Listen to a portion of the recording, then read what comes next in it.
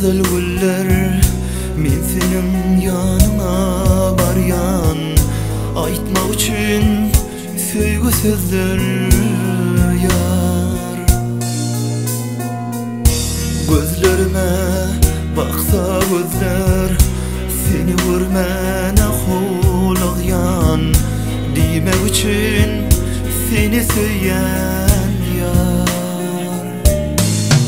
Yüreğimin arzunani, bu kalbimin sen saylani, sen bilen geçtin ömrüm bari, sen benim dünyam. Yüreğimin mehribani, bu kalbimin sen sultani, gözlerimin sen saylani, min seni söyleyen.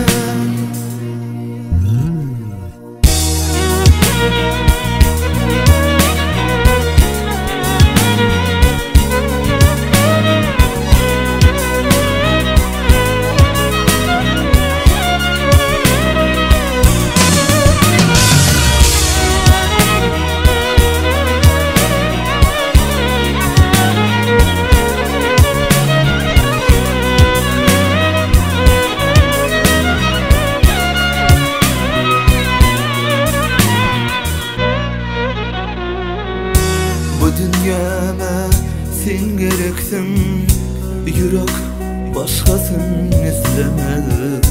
Bana senin sevgin yeter yar. Kara gözlüm canım alar, beni üçmez o da salar. Kursağıma sevgi dalar yar. Yüreğimin arzunani, bu kalbimin